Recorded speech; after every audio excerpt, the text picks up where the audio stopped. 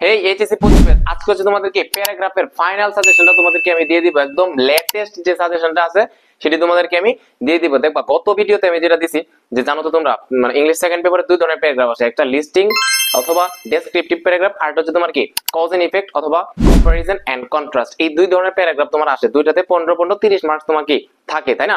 So গত ভিডিওতে আমি যেটা করছিলাম লিস্টিং এন্ড ডেসক্রিপটিভের একদম ফাইনাল সাজেশন তোমাদেরকে আমি দিয়েছিলাম, টপ 10 যে সাজেশন আছে সেটা আমি তোমাদেরকে দিয়েছিলাম। আজকের ক্লাসে আমি যেটা করব যে কম্পারিজন এন্ড কন্ট্রাস্ট অথবা কজ এন্ড ইফেক্টের যে তোমার প্যারাগ্রাফ গুলো যেগুলো আছে ওইগুলা থেকে একদম বাছাই করে আমি তোমাকে টপ 10 একটা সাজেশন দিব, একদম লেটেস্ট একটা সাজেশন তোমাকে আমি দিয়ে দিব, ঠিক আছে? এবং তুমি তো জানোই আমি যে সাজেশন গুলো করি এইভাবে করি না যে নিলাম সাজেশন করে নিলাম, এরকম না। বিগত বছরগুলোতে বিভিন্ন বোর্ডে আসা যে প্যারাগ্রাফ গুলো আছে এইবার তোমার যে বাংলাদেশের নাম করা এবং ভালো ভালো যে কলেজগুলো আছে ওইগুলা থেকে যে প্যারাগ্রাফ গুলো আসছে ওইগুলা প্লাস বোর্ড প্রশ্ন অ্যানালাইসিস করার ভিত্তিতে আমি তোমাকে এখানে সাজেশনটা দিতেছি, ঠিক আছে? সো আমি আশা করি আজকের এই ভিডিওতে তুমি যদি ভিডিওটা ঠিকমতো দেখো ইনশাআল্লাহ এই যে কজ এন্ড ইফেক্ট এবং হচ্ছে কম্পারিজন এন্ড কন্ট্রাস্ট রিলেটেড যে তোমার প্যারাগ্রাফ গুলো আসবে এখান থেকে একটা কমন তোমার পাবা, ইনশাআল্লাহ তুমি এখান থেকে কমন পাবা, ঠিক আছে? সো দেখো আমি আমার যে সাজেশন গুলোর মধ্যে কোনগুলো আছে, দেখো এক নাম্বার যেটা আমি রাখছি সেটা হচ্ছে প্রাইস হাইক, মানে দ্রব্যমূল্যের ঊর্ধ্বগতি। এটা হচ্ছে ভেরি ভেরি ইম্পর্টেন্ট, তোমার এটা আসার পসিবিলিটি অনেক। প্রাইস হাইক তুমি যে বোর্ডে থাকো না, প্রাইস হাইক মানে কি দ্রব্যমূল্যের ঊর্ধ্বগতি, তো এটা তুমি দেখে রাখবা। দুই নম্বরে যেটা দিছে এটা হচ্ছে ফুড অ্যাডাল্টারেশন, মানে হচ্ছে কি খাদ্যে ভেজাল। ফুড অ্যাডাল্টারেশন মানে কি খাদ্যে ভেজাল, ঠিক আছে? এটা তুমি দেখতে পারো। তারপর হচ্ছে 3 নাম্বার যেটা প্রিম্যাচিউর ম্যারেজ ইন বাংলাদেশ, অনেকে প্রিম্যাচিউর শব্দটা বুঝতেছে না। তো ম্যাচিউর মানে কি পরিপক্ক বা প্রাপ্তবয়স্ক, প্রিম্যাচিউর মানে কি মানে প্রাপ্তবয়স্ক হওয়ার আগে যে বিবাহটা হয়, অর্থাৎ বাল্য বিবাহ ধরতে পারো। যে প্রিম্যাচিউর মানে কি অপ্রাপ্ত বয়স্ক বয়সে তোমার বাংলাদেশে যে বিবাহগুলো হয় ওইটা নিয়ে তুমি কি করবা, একটা ওইটার কারণ কি এবং ওইটা হইলে ওইটার ফলাফলটা কি।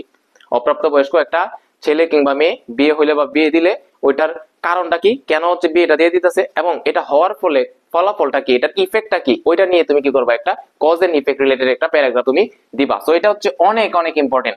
এবং এটা প্রিম্যাচিউর ম্যারেজ ইন বাংলাদেশ আছে, এটার নামটা চেঞ্জ হয়ে তোমার আর্লি ম্যারেজও দিতে পারে, সেম জিনিস। প্রিম্যাচিউর ম্যারেজ ইন বাংলাদেশ যে কথা, আর্লি ম্যারেজ হচ্ছে কি সেম জিনিস, ঠিক আছে? সো এটা আমি তোমাকে বলবো 5 স্টার, হ্যাঁ এটা তোমাকে আমি বলবো 5 স্টার। এটার গুরুত্ব হচ্ছে কি অপরিসীম। তোমরা বলো না যে উদ্দীপকের গুরুত্ব অপরিসীম, ঠিক তেমনি ভাবে এই প্যারাগ্রাফের গুরুত্ব হচ্ছে কি অপরিসীম, এটা আসার চান্স অনেক বেশি। এরপর দেখো 4 number road accidents in Bangladesh. বাংলাদেশে তোমার প্রতিনিয়তই দেখবা যে সড়ক দুর্ঘটনা ঘটতেছে, তাই না? সো এটা হচ্ছে সময় সর্বকালের জন্য যেটা গুরুত্বপূর্ণ, যে রোড অ্যাক্সিডেন্টস ইন বাংলাদেশ, ঠিক আছে? রোড অ্যাক্সিডেন্টস ইন বাংলাদেশ এটা হচ্ছে তোমার খুবই ইম্পর্টেন্ট, এটা তোমাকে আমি 2 স্টার দিলাম, এটা তুমি দেখতে পারো। এরপরে 5 নাম্বার যেটা আছে ক্লাইমেট চেঞ্জ, মানে কি জলবায়ু পরিবর্তন। দেখতে পারতেছো প্রতিনিয়ত হচ্ছে জলবায়ুটা কি হয়ে যাচ্ছে, পরিবর্তন হয়ে যাচ্ছে, তাই না? সো ক্লাইমেট চেঞ্জ যে প্যারাগ্রাফটা আছে এটাও ইম্পর্টেন্ট আছে। এরপরে দেখো 6 number village life and city life, মানে গ্রামের জীবন এবং হচ্ছে যে শহরের জীবন, ওই দুইটা জীবনের সাথে তুমি কি করবা, কম্পেয়ার করবা, তুলনা করবা, যে গ্রামের জীবনটা কেমন, ওইখানে সুবিধা কি অসুবিধা কি, তেমনি ভাবে শহরের জীবনটা কেমন, ওইখানে সুবিধা কি অসুবিধা করো, দুইটা কি করবা, একটা তুলনা করবা। এই যেটা হচ্ছে তোমার এই যে কম্পারিজন এন্ড কন্ট্রাস্ট থেকে একটা প্যারাগ্রাফ আর কি। এটা তোমার village life and city life না থেকে এখানে ভিলেজের জায়গায় রুরাল লাইফ থাকতে পারে, সিটির জায়গায় আরবান লাইফ থাকতে পারে, সেম জিনিস। যে village life and city life যে কথা, rural life and urban life হচ্ছে সেম কথা।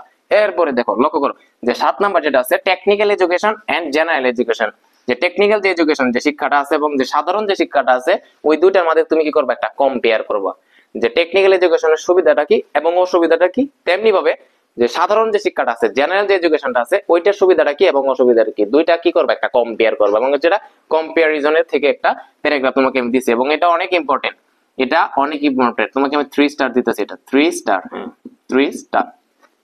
এরপর যেটা আছে 8 নম্বরে নিউক্লিয়ার ফ্যামিলি, একক পরিবার এন্ড এক্সটেন্ডেড ফ্যামিলি, একটা মানে যৌথ পরিবার বলতে পারো যেটা। সো দেখো একটা একক পরিবার এবং যৌথ পরিবারের মধ্যে তোমার কি অনেক পার্থক্য থাকতে পারে। একক পরিবারের অনেক সুবিধা আছে অসুবিধা আছে, তেমনি যৌথ পরিবারের কি আছে, একটা এক সুবিধা আছে অসুবিধা আছে, ওইটা নিয়ে তুমি কি করবা, একটা প্যারাগ্রাফ লিখবা। এটা হচ্ছে মূলত যে কম্পারিজন এন্ড কন্ট্রাস্ট থেকে একটা প্যারাগ্রাফ।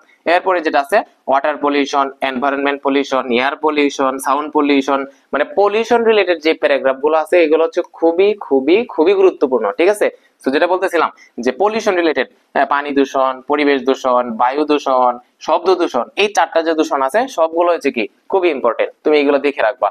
সর্বশেষ যেটা আছে এটা হচ্ছে ডেফরেস্টেশন বা বন উজাড় বা বন নিধন, ঠিক আছে? ডেফরেস্টেশন কেন বন নিধন হইতেছে এবং এটা হওয়ার ফলে যেটার ইফেক্টটা কি, ক্ষতিকারক যে ইফেক্টটা কি আমাদের পরিবেশে, এইটা রিলেটেড তুমি কি করবে, একটা প্যারাগ্রাফ তুমি পড়বা, ঠিক আছে। সো এই ছিল তোমার একদম কজ এন্ড ইফেক্টের এবং কম্পারিজন এন্ড কন্ট্রাস্টের একটা ফাইনাল সাজেশন। হ্যাঁ, প্রাইস হাইক থেকে শুরু করে food adaptation, premature, climate change, nuclear family, water pollution, deforestation, একটা থেকে একটা প্যারাগ্রাফ তোমার কম গুরুত্বপূর্ণ। প্রত্যেকটা প্যারাগ্রাফ এখানে আমি যেগুলো দিছি এগুলো অ্যানালাইসিস করে দিছি ভাই। আমি অ্যানালাইসিস করে দিছি বিগত বছর বোর্ড কোশ্চেন বলো, এবার ভালো ভালো কলেজে তোমার টেস্ট পরীক্ষায় যেগুলো আসছে সবগুলা অ্যানালাইসিস করার ভিত্তিতে তোমার এখানে তোমার প্যারাগ্রাফ গুলো দিছি, ঠিক আছে। ইনশাল্লাহ তুমি এখান থেকে একটা কমন তুমি পেয়ে যাবা। এরপরে আমি তোমাকে যেটা বলবো যে আল্লাহ না করুক তোমার এখান থেকে কমন পড়ছে না, তখন তুমি কি করবা, এই জন্য তুমি একটু সেফ জন্য থাকার জন্য আমি তো তোমাকে 100% তোমাকে আমি বলতে পারবো না, 100% তোমাকে আমি বলতে পারবো, এটা সম্ভব না। তোমাকে আমি যেটা বলতেছি যে বিরাট সম্ভাবনা আছে তোমার এখান থেকে আসার। সো আমি তোমাকে একটু সেফ জোনে থাকার জন্য তোমাকে আমি বলবো আরো কয়েকটা প্যারাগ্রাফ তুমি একটু দেখে রাখো, জাস্ট ইংলিশ রিডিংটা তুমি পড়ো, বাংলাটা বুঝে রাখো, পরীক্ষায় আসলে তোমার কমন পড়লো তুমি কি করলা, তুমি আগে একটু দেখা আছে একটু পড়ে রাখছো, তুমি জানো বাংলাটা যেটার পর এটা, তো তুমি নিজের মতো করে ফ্রি হ্যান্ড রাইটিং করে দিয়ে দিলা, ঠিক আছে। ভাইয়ের কথা মনে থাকবে তো, তোমার প্রথম যে ফার্স্ট এন্ড ফরমোস্ট ডিউটি হইতেছে কি, এই যে ভাইয়া যে তোমার কি করছে যে সাজেশন গুলো দিচ্ছে এইগুলো তোমার আগে কি করা, তোমার মেমোরাইজ করো, যে মুখস্থ মানে বানায় লিখতে না পারো সে মুখস্থ করো, আর যে বানায় লিখতে পারো সে জাস্ট একটু ধারণা রাখো, এইগুলো আগে ভালো করে দেখো। এরপরে একটু সেফ জোনে থাকার জন্য ভাই, একটু সেফ জোনে থাকার জন্য ভাইয়া কি বলে দিছে, ভাইয়া যে অন্য যে তোমার প্যারাগ্রাফ গুলো আছে জাস্ট ওইগুলো তুমি একটু ক্লিয়ার জাস্ট দেখে রাখো, ইংলিশটা পড়ে বাংলাটা জাস্ট বুঝে রাখো, পরীক্ষায় আসলে হ্যাঁ আল্লাহ না করো পরীক্ষা যদি চলে আসে তোমার এর বাইরে তোমার পরীক্ষা দিতে হবে না, তখন যদি তুমি লিখে আসতে পারো, কোনো কিছু একদম ফাঁকা খাতা না রেখে এসে যা লিখতে পারো এটার জন্য তুমি জাস্ট অন্যগুলো দেখে রাখো, ঠিক আছে।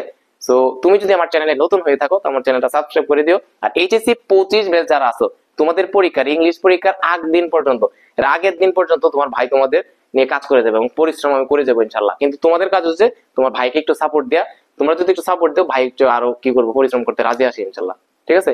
সো সবাই ভালো থাকো, সুস্থ থাকো, আল্লাহ হাফেজ।